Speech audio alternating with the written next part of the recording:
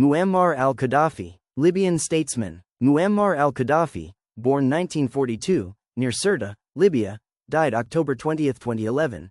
Sirte was the de facto leader of Libya, 1969 to 2011. Gaddafi had ruled for more than 4 decades when he was ousted by a revolt in August 2011. After evading capture for several weeks, he was killed by rebel forces in October 2011. The son of an itinerant Bedouin farmer, Gaddafi was born in a tent in the Libyan desert. He proved a talented student and graduated from the University of Libya in 1963. A devout Muslim and ardent Arab nationalist, Gaddafi early began plotting to overthrow the Libyan monarchy of King Idris I. He graduated from the Libyan Military Academy in 1965 and thereafter rose steadily through the ranks, all the while continuing to plan a coup with the help of his fellow army officers. On September 1, 1969, Gaddafi seized control of the government in a military coup that deposed King Idris. Gaddafi was named commander-in-chief of the armed forces and chairman of Libya's new governing body, the Revolutionary Command Council. Gaddafi removed the US and British military bases from Libya in 1970. He expelled most members of the native Italian and Jewish communities from Libya that same year, and in 1973 he nationalized all foreign-owned petroleum assets in the country. He outlawed alcoholic beverages and gambling, in accordance with his own strict Islamic principles. Gaddafi also began a series of persistent but unsuccessful attempts to unify Libya with other Arab countries. He was adamantly opposed to negotiations with Israel and became a leading figure in the Arab world in the rejection of the Egyptian-Israeli peace process. He earned a reputation for military adventurism. His government was implicated in several abortive coup attempts in Egypt and Sudan, and Libyan forces persistently intervened in the long-running civil war in neighboring Chad. From 1974 onward, Gaddafi espoused a form of Islamic socialism as expressed in the Green Book. This combined the nationalization of many economic sectors with a brand of populist government ostensibly operating through people's congresses, labor unions, and other mass organizations.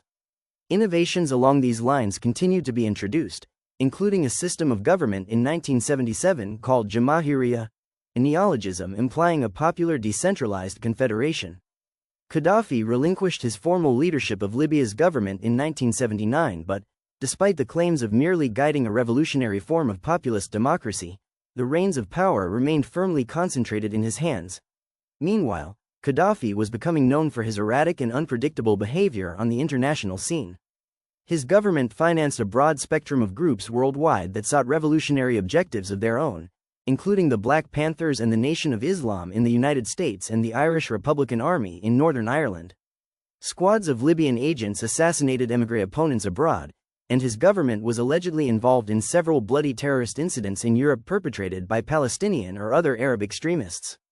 These activities brought him into growing conflict with the U.S. government, and in April 1986 a force of British-based U.S. warplanes bombed several sites in Libya, killing or wounding several of his children and narrowly missing Gaddafi himself. Libya's purported involvement in the destruction of a civilian airliner in 1988 over Lockerbie, Scotland, led to United Nations, UN, and US sanctions that further isolated Gaddafi from the international community. In the late 1990s, however, Gaddafi turned over the alleged perpetrators of the bombing to international authorities. UN sanctions against Libya were subsequently lifted in 2003, and, following Gaddafi's announcement that Libya would cease its unconventional weapons program, the United States dropped most of its sanctions as well. Although some observers remained critical, these measures provided an opportunity for the rehabilitation of Gaddafi's image abroad and facilitated his country's gradual return to the global community. In February 2009, Gaddafi was elected chairman of the African Union, and later that year he gave his first speech before the UN General Assembly. The lengthy critical speech, in which he threw a copy of the UN Charter, generated a significant measure of controversy within the international community. In early 2010, Gaddafi's attempt to remain as chairman of the ONU beyond the customary one-year term was met with resistance from several other African countries and ultimately was denied. In February 2011, after anti-government demonstrations forced Presidents Zine al-Abidine Ben Ali and Hosni Mubarak from power in the neighboring countries of Tunisia and Egypt, anti-Gaddafi demonstrations broke out in the Libyan city of Benghazi.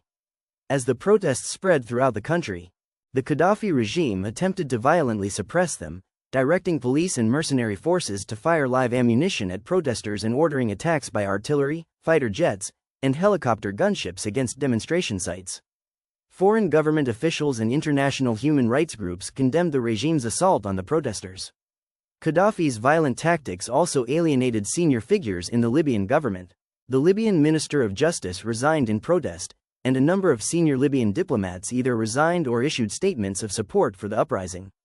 On February 22, Gaddafi delivered a rambling defiant speech on state television, refusing to step down and calling the demonstrators traitors and saboteurs. He claimed that the opposition had been directed by al-Qaeda and that the protesters had been under the influence of hallucinogenic drugs. He urged his supporters to defend him by fighting protesters. Gaddafi's hold on power appeared increasingly weak as the opposition forces gained strength. By the end of February, opposition forces had established control over large amounts of Libyan territory, encircling Tripoli, where Gaddafi remained in control but in growing isolation. In interviews with Western media on February 28, Gaddafi insisted that he was still well loved by the Libyan people and denied that the regime had used violence against the demonstrators. He repeated his claim that the opposition in Libya had been organized by al-Qaeda. As the opposition gained strength, international pressure for Gaddafi to step down increased. On February 26, the UN Security Council unanimously approved a measure that included sanctions against the Gaddafi regime, imposing a travel ban and an arms embargo and freezing the Gaddafi family's assets. On February 28, the United States announced that it had frozen $30 billion in Libyan assets linked to Gaddafi. Although international opposition to Gaddafi's actions continued to build, his forces seemed to regain the upper hand in Libya, retaking many of the areas that had been taken by the rebels early in the conflict. As Gaddafi's forces advanced on Benghazi, the UN Security Council voted on March 17 to authorize military intervention to protect civilians. The ensuing air campaign, led by the North Atlantic Treaty Organization, NATO, inflicted significant damage on pro-Gaddafi forces but did not decisively tip the balance in favor of the rebels, leading to an apparent stalemate between the two forces. In late March, the Gaddafi regime was shaken by the defection of two senior Libyan officials, Moussa Koussa and Ali Abdussalam el-Treki, both members of Gaddafi's inner circle. Despite those setbacks, Gaddafi appeared to remain firmly in control in Tripoli, stating publicly that he would resist any attempt to remove him from power. Pro-Gaddafi forces continued to operate in spite of the NATO air campaign. On April 30, a NATO airstrike on Gaddafi's Bab al-Azizia compound in Tripoli killed Gaddafi's youngest son, Saif al-Arab, and 3 of Gaddafi's grandchildren. Gaddafi, reportedly in the targeted house at the time of the attack, escaped without injury. Following the airstrike, NATO denied that it had adopted a strategy of trying to kill Gaddafi. In early March, the International Criminal Court, ICC, had announced that it would open an investigation into possible crimes against humanity by Gaddafi and his supporters. On May 16, the ICC called for arrest warrants to be issued against Gaddafi, along with his son Saif al-Islam and the Libyan intelligence chief, Abdullah Sanusi, for ordering attacks on civilians during the uprising. The arrest warrants, for crimes against humanity, were issued on June 27. In August 2011, Gaddafi's hold on power appeared to break when rebel forces entered Tripoli and took control of most areas of the city. Rebel fighters achieved a major symbolic victory on August 23 when they captured the Bab al-Azizia compound, Gaddafi's headquarters in Tripoli. Jubilant crowds ransacked the compound, destroying symbols of the Gaddafi regime. Gaddafi's whereabouts remained uncertain, although he released several audio messages urging the Libyan people to resist the rebels. As rebel forces solidified their hold on Tripoli, they intensified their efforts to track down Gaddafi, offering a $1.7 million reward for killing or capturing him. Gaddafi was killed in Sirte on October 20 as rebel forces took control of the city, one of the last remaining loyalist strongholds. In early 2011, amid a wave of popular protest in countries throughout the Middle East and North Africa, largely peaceful demonstrations against entrenched regimes brought quick transfers of power in Egypt and Tunisia. In Libya, however, an uprising against the 4-decade rule of Muammar al-Gaddafi led to civil war and international military intervention. In this special feature, Britannica provides a guide to recent events in Libya and explores the historical and geographic context of the conflict. On February 15, 2011, anti-government rallies were held in Benghazi by protesters angered by the arrest of a human rights lawyer, Fithi Tarbel. The protesters called for Gaddafi to step down and for the release of political prisoners. Libyan security forces used water cannons and rubber bullets against the crowds, resulting in a number of injuries. To counter the demonstrations further, a pro-government rally orchestrated by the Libyan authorities was broadcast on state television. As the protests intensified, with demonstrators taking control of Benghazi and unrest spreading to Tripoli, the Libyan government began using lethal force against demonstrators. Security forces and squads of mercenaries fired live ammunition into crowds of demonstrators. Demonstrators also were attacked with tanks and artillery and from the air with warplanes and helicopter gunships. The regime restricted communications, blocking the internet and interrupting telephone service throughout the country. On February 21, one of Gaddafi's sons, Saif al-Islam, gave a defiant address on state television, blaming outside agitators for the unrest and saying that further demonstrations could lead to civil war in the country. He vowed that the regime would fight, to the last bullet. The government's sudden escalation of violence against protesters and other civilians drew international condemnation from foreign leaders and human rights organizations. It also seemed to damage the coherence of the regime, causing a number of high-level officials, including the Minister of Justice and a number of senior Libyan diplomats, including the Libyan ambassador to the United Nations, to resign in protest or issue statements condemning the regime. A number of Libyan embassies around the world began to fly Libya's pre-Gaddafi flag, signaling support for the uprising. Support for Gaddafi also seemed to waver in some segments of the military. As the Libyan Air Force carried out attacks against demonstrators, 2 Libyan fighter pilots flew their jets to Malta, choosing to defect rather than obey orders to bomb Benghazi. On February 22, Gaddafi delivered an angry, rambling speech on state television, condemning the protesters as traitors and calling on his supporters to fight them. The speech took place in the Bab al-Azizia compound, Gaddafi's primary headquarters in Tripoli, in front of a building that still showed extensive damage from a 1986 airstrike by the United States. He resisted calls to step down and vowed to remain in Libya. Although he denied having used force against protesters, he repeatedly vowed to use violence to remain in power. Clashes continued, and Gaddafi's hold on power weakened as Libyan military units increasingly sided with the opposition against the regime. As demonstrators acquired weapons from government arms depots and joined forces with defected military units, the anti-Gaddafi movement began to take the form of an armed rebellion. The newly armed rebel forces were able to expel most pro-Gaddafi troops from the eastern portion of Libya, including the city of Benghazi, and many western cities by February 23. The Libyan-Egyptian border was opened, allowing foreign journalists into the country for the first time since the conflict began. Pro-Gaddafi paramilitary units continued to hold the city of Tripoli, where Gaddafi and members of his family and inner circle remained. As Gaddafi massed his forces in the Tripoli area to hold off the rebels there, his public statements seemed to indicate that he was becoming increasingly isolated and desperate. Speaking by telephone on Libyan state television on February 24, Gaddafi once again lashed out at protesters, saying that the young people at the core of the protest movement were acting under the influence of hallucinogenic drugs and that the demonstrations were being controlled by al-Qaeda. Foreign leaders continued to condemn the violence. However, international efforts to intervene or pressure the regime to end the bloodshed were complicated by the presence of many foreign nationals in Libya still waiting to be evacuated. The regime continued its efforts to hold the capital, launching attacks around Tripoli, some of which were repelled by rebel forces. On February 25, pro-Gaddafi gunmen in Tripoli attacked unarmed protesters and others as they emerged from mosques after Friday prayers. International pressure for Gaddafi to step down increased as violence continued and foreign nationals were evacuated. The UN Security Council unanimously approved a measure that included exacting sanctions against the Gaddafi regime, imposing a travel ban and an arms embargo, and freezing the Gaddafi family's assets. The measure also referred the situation in Libya to the International Criminal Court, ICC. The United States, the European Union, EU, and a number of other countries also imposed sanctions. On February 28, the United States announced that it had frozen at least $30 billion in Libyan assets. Amid continuing skirmishes as rebel forces strengthened their positions outside Tripoli, Gaddafi invited a number of Western journalists to the city in an attempt to demonstrate that the situation remained under control in the capital. In interviews, he continued to blame al-Qaeda and hallucinogenic drugs for the uprising. He claimed that Western leaders who had called for him to step down had done so out of a desire to colonize Libya, and he insisted that he was still well loved by Libyans.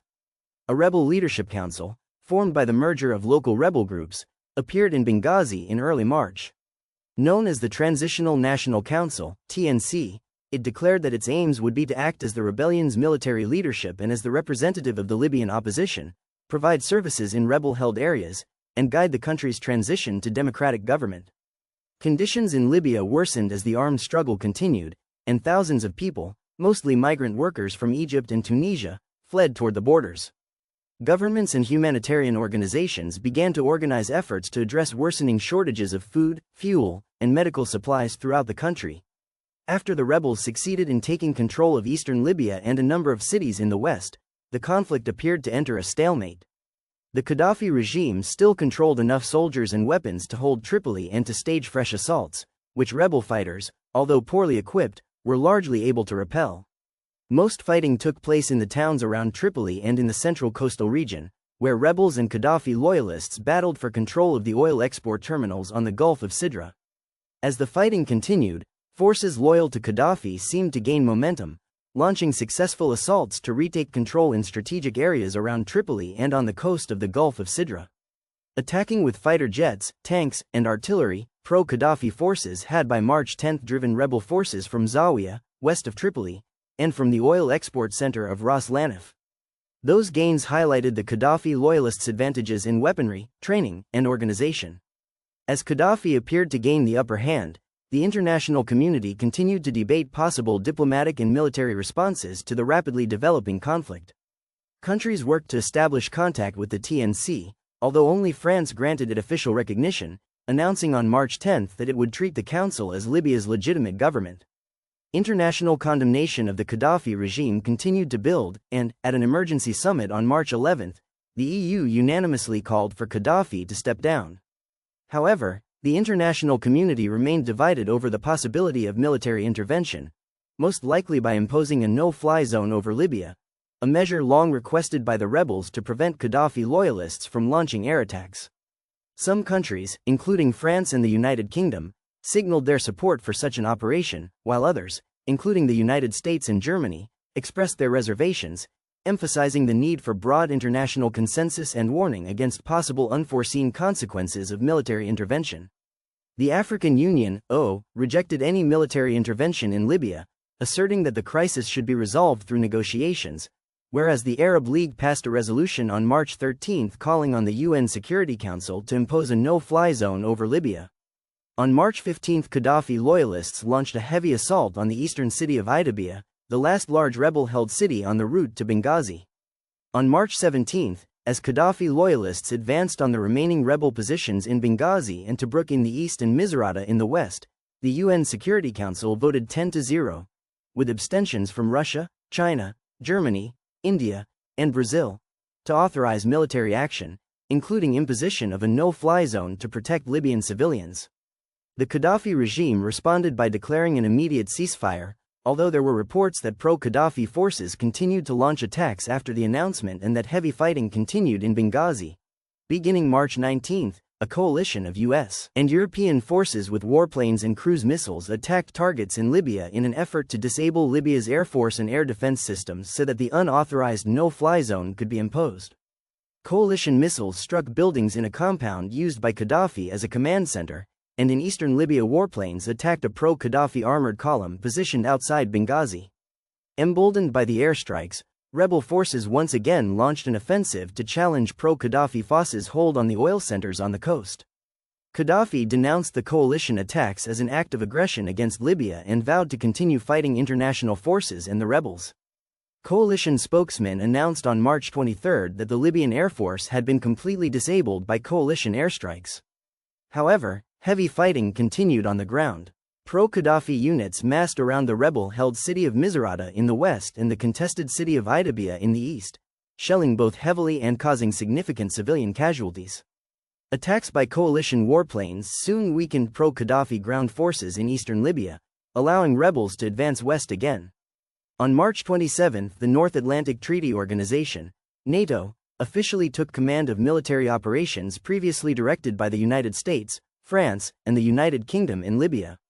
The handover came after several days of debate between NATO countries over the limits of international military intervention.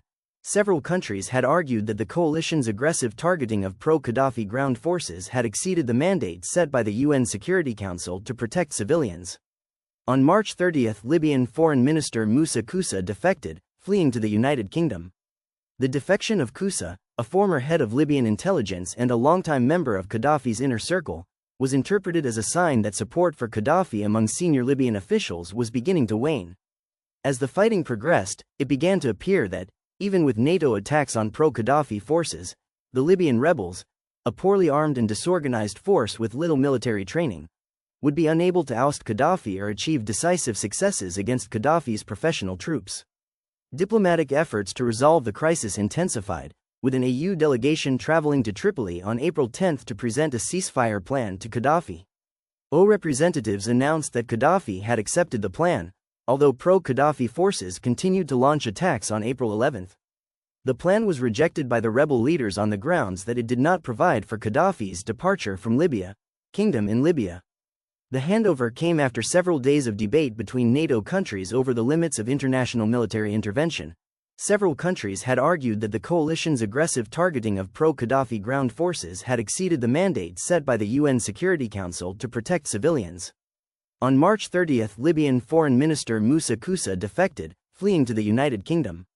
The defection of Koussa, a former head of Libyan intelligence and a longtime member of Gaddafi's inner circle, was interpreted as a sign that support for Gaddafi among senior Libyan officials was beginning to wane. As the fighting progressed, it began to appear that, even with NATO attacks on pro-Gaddafi forces, the Libyan rebels, a poorly armed and disorganized force with little military training, would be unable to oust Gaddafi or achieve decisive successes against Gaddafi's professional troops.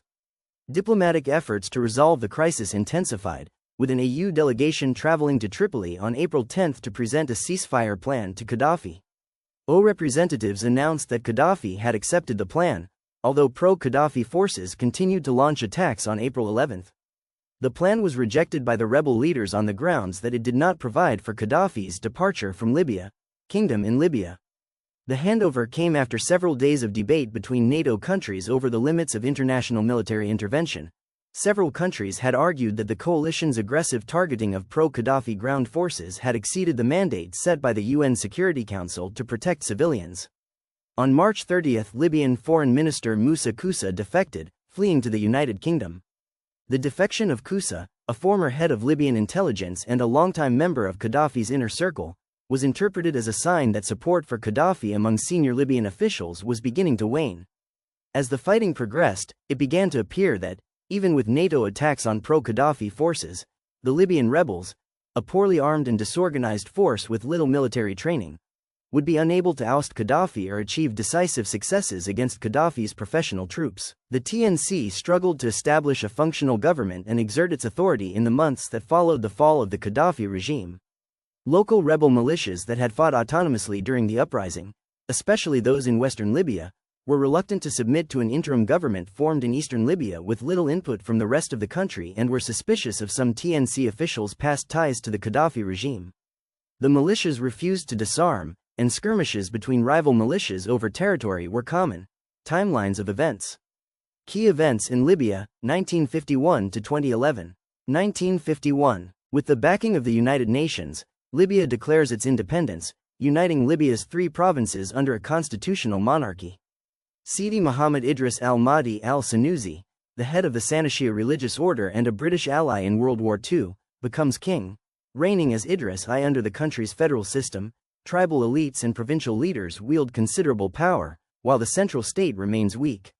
1953. Financially dependent on the West, the Libyan government concludes an agreement allowing Britain to establish a military base in Libya in exchange for aid. A similar agreement is signed with the United States in 1954.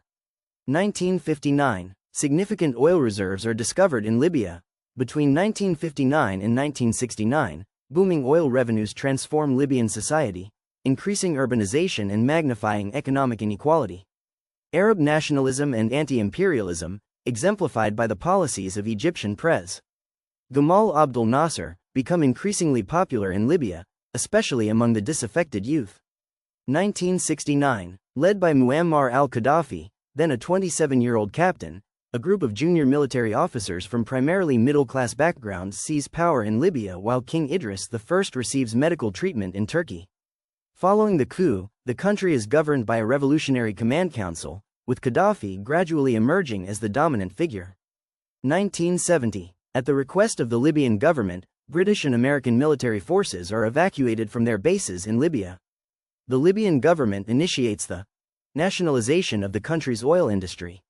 1973. Gaddafi announces a major reorganization of Libyan society based on his Third Universal Theory, a political system incorporating elements of direct democracy, socialism, and nationalism, conceived by Gaddafi as an alternative to capitalism and communism. In accordance with his view that the Libyan people should exercise the power to govern directly rather than through elected representatives and the bureaucratic institutions of the state, thousands of government bureaucrats are fired and replaced by popular committees.